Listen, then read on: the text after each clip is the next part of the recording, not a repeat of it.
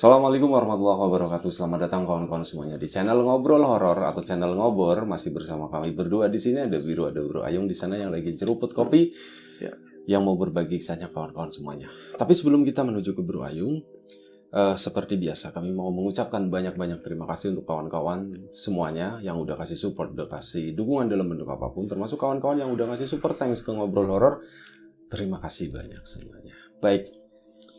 Gak usah pakai lama. Monggo Bro Ayung. Waktu dan tempat dipersilahkan. Monggo. Baik, terima kasih atas kesempatannya Mas Biru. Seperti biasa aku mau nyapa kawan-kawan ngopor dulu ya. Ada suara seseorang tadi. Batuk di sini. Ya. Assalamualaikum warahmatullahi wabarakatuh. Waalaikumsalam. Bismillahirrahmanirrahim. Apa kabar kawan-kawan ngopor semua? Semoga semua dalam keadaan baik, sehat dan selalu bahagia dimanapun dan kapanpun saatnya. Kembali ada kita berdua di Ngobor. Seperti biasa kita bakalan nge-share cerita-cerita yang menyeramkan, yang horor ya Bi ya. Semoga masih bisa menghibur. Seperti itu aja Wis Bi. Monggo, hari ini ada, lu nunggu ditanyain ya? Iya. Hari ini ada cerita apaan Bro Ayung? Baik, ini ada cerita dari Man Sopari atau Om Sopari Bi. Om Sopari ini sekarang kemarin-kemarin itu ketemu, usianya mungkin 45-an atau 50 tahun lah. Seusia dirimu dong ya? Enggak, aku masih separohnya, pas dikurangin 3 apa 2 lagi. Iya. Jangan percaya. Pangkat. Dipangkatin, dikuadratin. Iya, dipangkatin, dikuadratin. Ya, Man Sopari ngobrol-ngobrol biasa. Akhirnya kan daripada ngalor ngidul, kopi semakin habis, tapi dia nggak bangun-bangun. Kopi dibikinin lagi, dipancing buat cerita horor. Karena dia itu dulu kan sering keluar malam, Bi. Bukan maling ya, tapi emang sering. Kalau dulu kan banyak ranger desa ya, jadi gelandung bahasanya. Ini itu Tumaritis ya? Tumaritis. Yang kemarin tadi malam kebanjiran ya? Tumaritis tadi malam kebanjiran, sebagian kebanjiran. Iya, nanti mungkin kayaknya di mana-mana lagi banyak deh. Iya, lagi banjir. Nah, kita ini ya, Bi ya, sabar ya atas semua musibah ini. Semoga semua baik-baik aja. Amin. Dan yang masih banjir semoga cepat surut. Gitu. Karena yang surut tadi aja pagi aku sempat survei menyisakan lumpur. Waduh, begitu banyak lumpur. Kembali ke cerita Man Sopari. Akhirnya cerita saya jadi Sopari ya, Bi. Dulu Yung, saya lagi baru punya anak satu di tahun 95-an. 95-an. Saya seperti biasa, ya pas nganggur waktu itu sih, pas nganggur itu. Tahun 95 udah bikin anak, udah bisa bikin anak. Udah punya anak. Hebat ya. Kalau punya anak istrinya sih, cuma dia kan membuahi begitu ya, Bi. Waktu itu lagi nganggur, tapi daripada nggak ada aktivitas mungkin ya, wayah-wayahnya lagi ya suntuk kayak gitu kan, akhirnya gundang-gundung jadi bocah, gundang-gundung jadi bocah kayak gitu. Tekanan dari orang tua, dari mertua itu luar biasa. Tapi ya mau gimana lagi, harus cuek, harus bersabar Yung waktu itu. Cuman ya daripada kalau siang itu ikut bantu-bantu apa, yang penting buat istri dapur ngebul. Kalau anak kan belum ngerti jajan, masih kecil kayak gitu ya, masih 2 tahun lah. Dulu juga jajan gak kayak sekarang. Ada orang ngamen. Tadi orang tahu bulat, saya kasih tahu di sana itu belian banget Mas. Nah, orang kemarin aja ya gitu. Hari ini belum lewat. Tadi ada di sana, saya ganti ya. Masih kapok banyak kapok kayaknya. Lanjut ya, Bi. Mertua tekanannya seperti itu. Saya tetap pagi ya apa aja yang bisa buat istri masak. Kadang-kadang yang penting ada beras, lauk mah mancing kan, nyari ikan apa aja ya. Nah, malamnya buat mengisi waktu luang, saya juga butuh udut keluar gabung sama masyarakat yang lain, tetangga. Kan ada instruksi dari pemerintah setempat, desa lah, dari orang desa Mas. Iya, kudu harus gantian jaga karena banyak maling. Lagi musim maling lah di situ buat nungguin waktu, terus ngopi-ngopi, main remi dihitung begitu ya. Nanti hukumannya mah macam-macam. Saya pikirannya suntuk, nggak cerdas Mas, dilalai. Nah, remian mah bukan masalah cerdas apa enggak, lagi apa saja. Jadi saya kalah terus ngocok mulu kayak gitu, minus. Tapi ya yang saya rasa itu ada aneh hari itu, malam itu. Aku banyak tidur siang, apa kebanyakan tidur apa gimana? Si Raki kepala itu bengel banget, bengel, sakit enggak tapi bengel, kayak ada yang nindiin di sini itu ya. bisa bengel, cepet banget, badan rasa sakit semuanya. Mau ngomong aku bubar mau pulang nggak enak, masih terhukum, masih kalah. Akhirnya lama-lama ya makin malam juga batas minimum ini pencapaian angkanya sekian, bubar. Nah bubar semuanya, saya ikut beresin, termasuk beresin ini ya sigaret, siapa tahu ada lebihnya buat di rumah buat besok. Saya pulang Mas. Nah saya pulang Mas Cayong, itu kan sekarang kan masih banyak rumah, kalau dulu enggak, banyaknya kebun. Tapi dulu tinggalnya di Wetan Kali, bukan di Kulon Kalibi.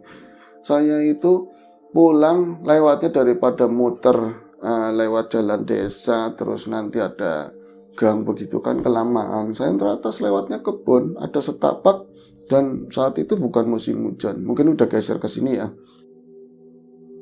Jadi nggak becek. Saya nempuh lewat tadi kebun, ada 2 petak kebun tapi luas-luas. Lewatin satu rumah juga, baru rumah mertua saya. Saya jalan ke sana ya, aduh mendingan, untung-untung udah bubar begitu.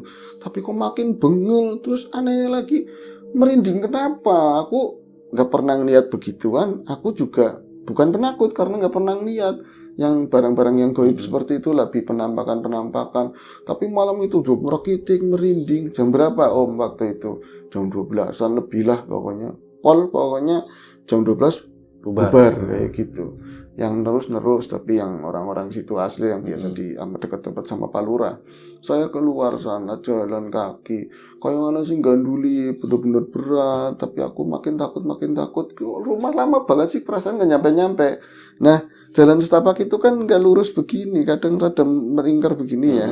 Jadi saya madan tenang itu rumah mertua, lampunya udah kelihatan dari sela-sela pepohonan gitu. Itu rumah mertua udah kelihatan. Sebentar lagi aku nyampe, mau langsung baringan rebahan begitu.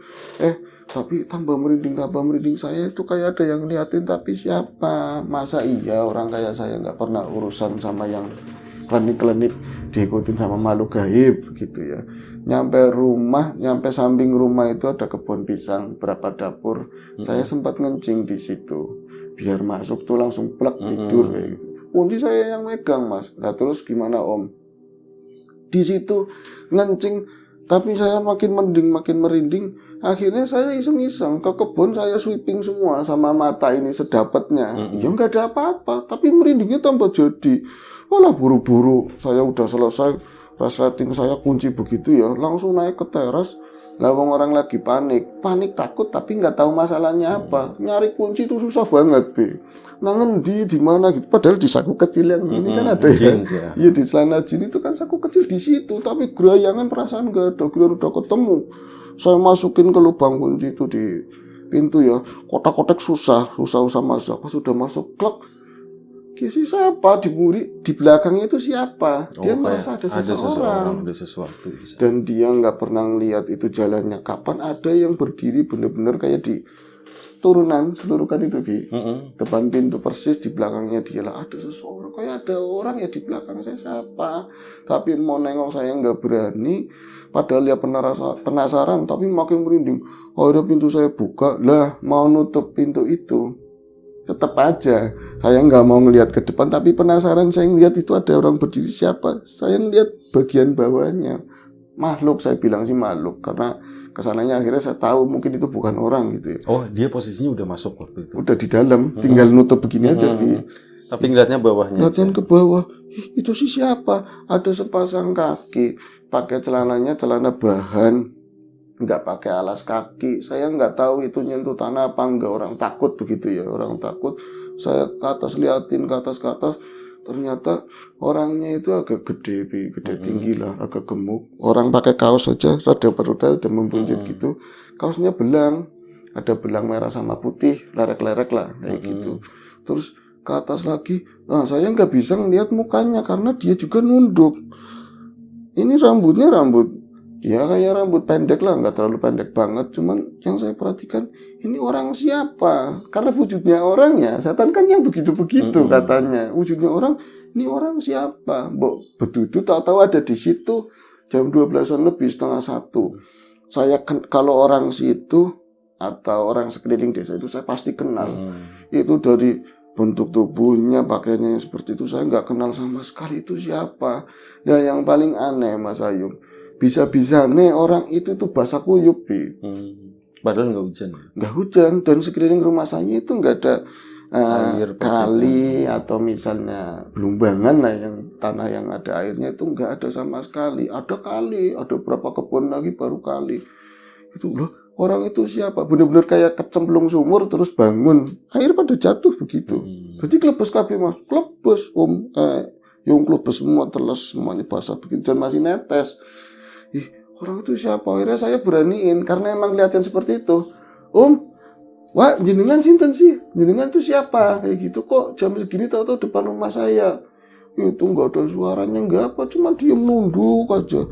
Nah itu kan saya tanyain lagi untuk kedua kalinya, tapi saya semakin takut, getar Mas, bener-bener agak lemas.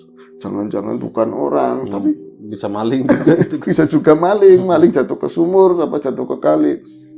Saya tanyain lagi, ini dengan orang mana, dari mana, mau bertamu ke siapa? Ditanyain kayak gitu, cuman nunjuk ke arah kiri, ke arah kanan, tapi kayak gini loh, ngelambai bukan begini Bi, cuman kayak lemas nunduk begini, cuman ngarah kayak gini nunduknya ke kanan kan kebun nggak ada tadi aliran air atau sungai kecil, nggak ada genangan yang bata biasanya ada air juga nggak ada, adanya kali.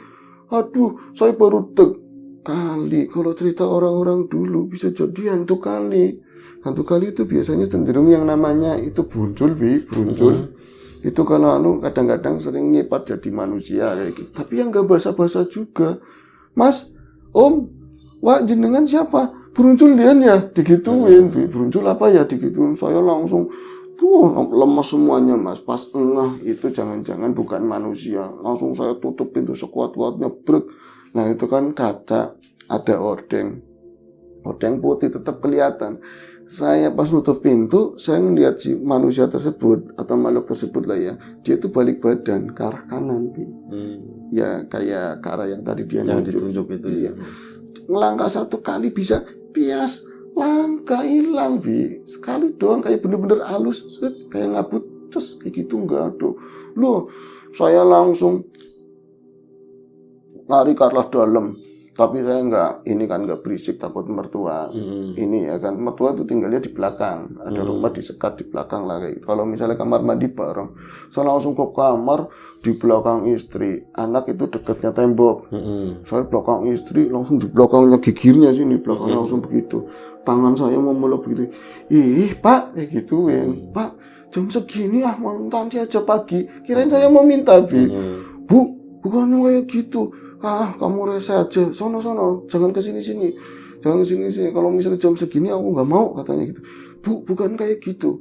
Akhirnya dia bilang, kenapa? Mana sih tak cerita nih. Saya ceritain, tapi aku sebelah kanan ya, kayak bocah kecil. Saya saking takutnya, pengennya ditembok.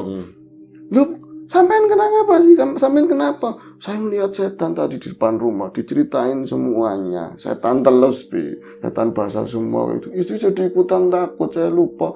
Lah, jangan diceritain apa, terus ini gimana? Aku sebelah sana, Bu. Jadi aku yang kayak kecil.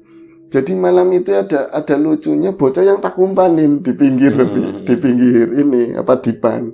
Jadi istri tengah, saya pinggir, paling bocah itu saya sendiri di pinggir tembok. Bocah yang paling pinggir sono kasur. Ya Allah, saya konyol banget waktu itu. Jadi mindsetnya, walaupun setan bisa nembus ini ya tembok, seolah-olah seenggak-enggaknya mending biar ada tembok. Dia perasaan seperti itu. Pak, terus primen ke Pak? Ya udah tidur aja ya. Nggak bisa tidur Pak kayak gini. Saya kelap-kelip, istri juga nggak ngomong, nggak apa. Tahu-tahu lagi saya mikirin, kayaknya jelas banget di depan mata ada lagi seperti itu, kayak kejadian yang tadi. Ada suara kayak gitu. Saya langsung kaget. Ternyata istri udah mangap ngorok. Waduh, saya nungguin sampai pagi, baru adzan subuh, saya bisa tidur.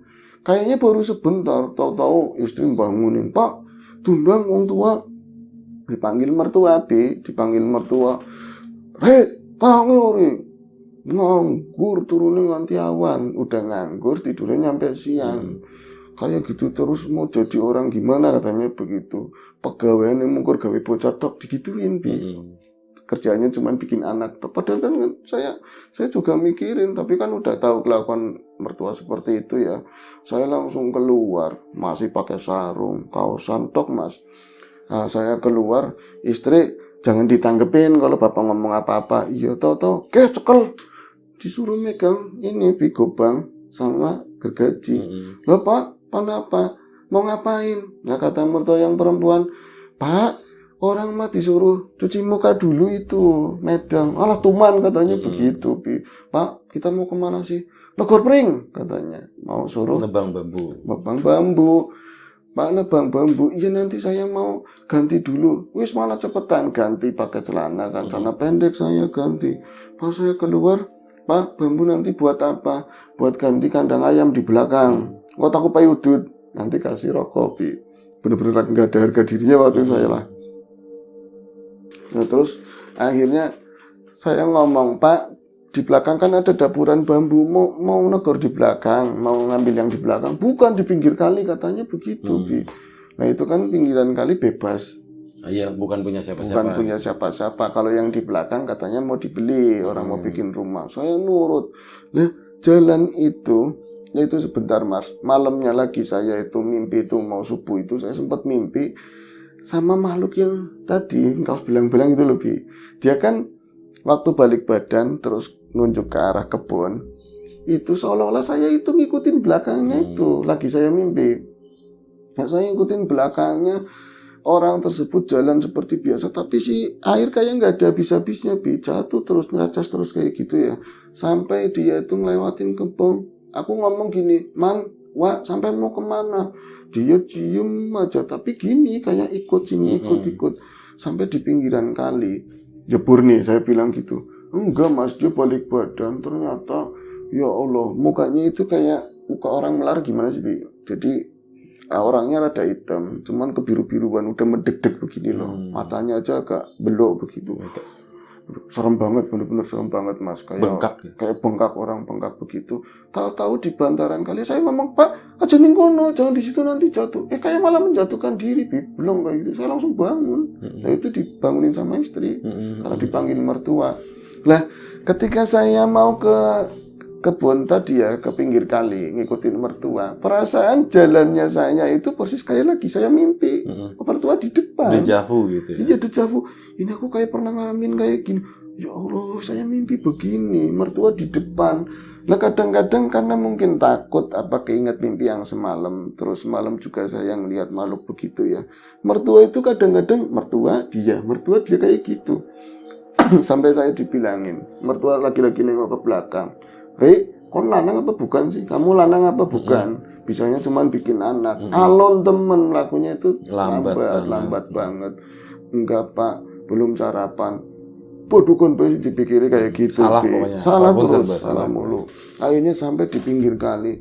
Pak, bukannya bambu yang di belakang aja pak. Soalnya diinget mimpinya persis di situ, orang nanti belum kayak gitu loh, Bi. Dapuran bambunya persis, walaupun sama saya lama nggak ke pinggiran kali, persis kayak di mimpi saya sama orang yang jatuhkan diri itu. Akhirnya saya mulai kon sing negur, kamu yang motong. Duit mertua enak-enakan, dia paling ikut bantuan narik. Nah saya muda-muda kan ada beberapa pokok yang tua. Wah sih gampang-gampang karena yang ke kali katanya, yang ke kali saya tebang pas mau ditarik. Ke siapa pak? Begitu kata Mas Sopari ngomong, ke siapa? Apa sih? Digituin pas saya lihat sih, saya kira itu kayak ini di kasur yang bekas orang meninggal itu kan sering dibuang ke kali ya. Kasur buangnya kali ya. Iya. Mampet ntar kali. Kalau orang buat habis orang meninggal biasanya dibuang ke kali berikut sama kelasannya itu loh, sama ininya juga. Selimut segala macam komplit, ada bantalnya juga kadang-kadang itu mirip kayak gitu, cuman kan separoh kelihatannya manjang begitu, empuk-empuk lah kayak gitu. Pak, nyangkul pak, ditarik alot, ditarik ini ya apa carang-carangnya loh, ranting-rantingnya itu nyangkut ke situ, ya ada nyangkut ke bambu yang lain sih, tapi itu keramul kayak gitu Bi. Pak Rewangi pak, dibantuin sama mertua saya. Kayak siapa Ri? Terus saya tuk, ya Allah. Dari kain itu ya, yang rambut-rambut itulah seperti tadi kasur merah putih. Ternyata itu merah putih dan belakangnya hitam. Itu makhluk yang semalam yang saya lihat kayak gitu loh, Bi. Pak, jangan-jangan uang, kayak jangan-jangan orang. Masa sih anak wong mati? Iya tuning kayak orang, kok kayak orang kayak gitu. Akhirnya berusaha dicutik-cutik begitu biar kebalik, Bi. Badannya kebalik bener, Bi. Ternyata orang meninggal begitu. Langsung saya itu enggak mikirin yang namanya pohon bambu itu banyak ini ya bulunya yang gatel. Yang mudah saya peluk begini saking ketakutan, Bi. Peristiwa semalam asli, mimpi juga mengarahkan ke situ. Sampai gangan begini, primen kiri, primen. Kiko orang tua, karena ada mayat kan. Iya. Ini ya, kiko banget. Orang tua itu bolak-balik, Pak, undang warga, Pak, undang warga. Panggil sama warga, Pak, warga suruh kemari. Saya itu nyikat bambu aja begini, Mas. Saya sambil sekali-kali ngeliatin, Om, sampean tening mati. Kok sampean mati? Jangan-jangan sampean mau nunjukin bahwa sampean ada di situ. Saya ngomong sendiri apa sendiri. Sampai penasaran ya, karena posisinya ini apa namanya kepala itu ketutupan semacam semat pinggiran bantaran itu nggak kelihatan. Dicutik-cutik sama Sopari, iseng-iseng, mukanya persis apa enggak. Terus gimana Om? Pas saya dorong rada ke depan begitu, iya mukanya persis jadi lebam begitu, biru. Saya semakin takut lagi. Nah itu lepas dari cangkolan bambu, Bi. Jalan ke arah tengah. Iya. Lah pas warga kan datang sama mertua saya, guru sampean mandi, kan nggak ada buktinya, mayatnya nggak ada. Akhirnya di jembatan, diburu bareng-bareng ke jembatan. Saya masih di situ saking lemas, malah jalan aja kayak berangkangan, Bi.